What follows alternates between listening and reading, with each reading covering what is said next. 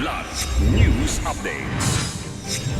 Mga balita ngayon, 5 trabahador ng pinyahan sa Bukidnon patay ng maaksidente ang sinasakyang truck.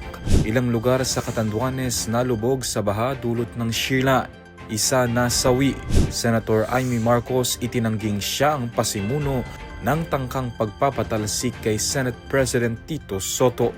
Ako po si Cesar Soriano para ihatid ang mga nangungunang mga balita sa buong kapuluan.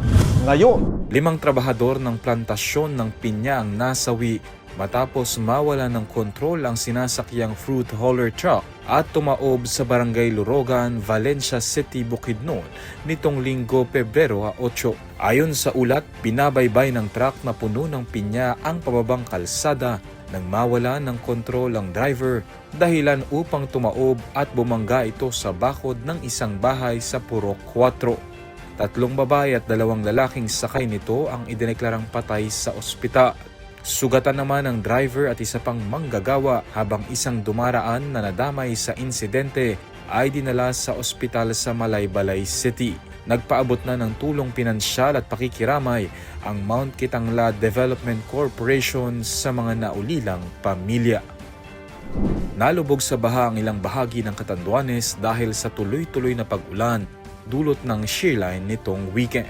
Dahil dito ipinatupad ng pamahalaang panlalawigan ang mandatory evacuation sa mga lugar na itinuturing na high risk sa baha at pagguho ng lupa nitong Linggo, Pebrero 8.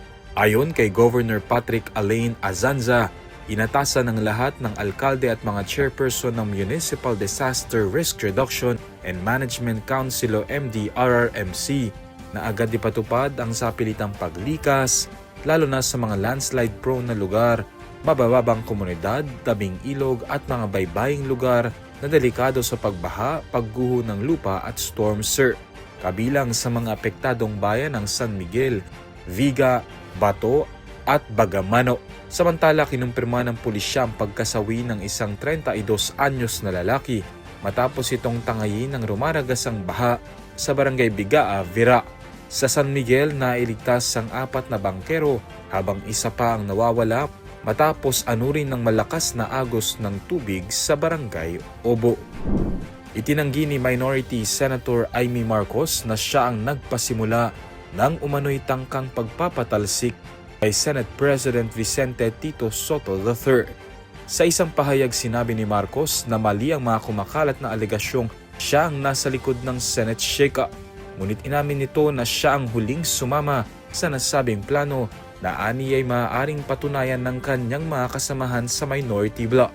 Naglabas ng pahayag si Marcos matapos sabihin ni Soto na ang pagtanggal sa kanya bilang chair ng Senate Committee on Foreign Relations ang umano'y nagtulak sa tangkang pagpapalit ng liderato. Ayon kay Marcos, hindi na umano maiiwasan ang usap-usapang pagbabago sa liderato dahil sa pangamba ng ilang senador sa umano'y mga pag-atake laban sa Senado at mga miyembro nito. Binanggit din niya ang ulat sa Senate Blue Ribbon Committee na nagmumungkahi ng pagsasampa ng kaso laban sa ilang incumbent minority senators. Para sa Kidlat News Channel, ako si Renzo Lenon, nag-uula. ako po si Cesar Soriano, kasama nyo sa bawat pagputo ng balita.